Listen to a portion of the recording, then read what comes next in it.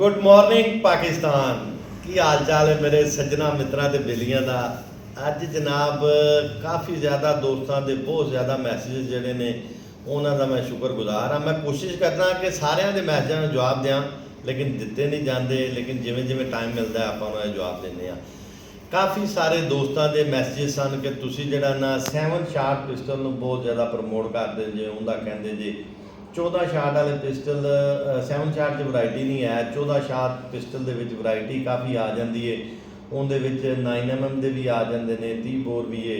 तो तुसी सानू ना 14 शाट का 14 शाट के मतलब भी दसो और 7 शाट के मतलब भी दसो। 7 शाट में इन्ना ज़्यादा प्रमोट क्यों करीदा?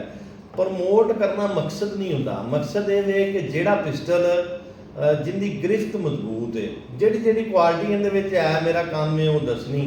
अगों हर बंदे की चॉइस अपनी होंदी है। हुण ए 7 शाट पिस्टल है ना, ये मैं किस गल्लों ज़्यादा इनू तरजीह देना वा। मेरे खुद को भी 7 शाट है, मैं क्यों इनका बार बार कहना 7 शाट का।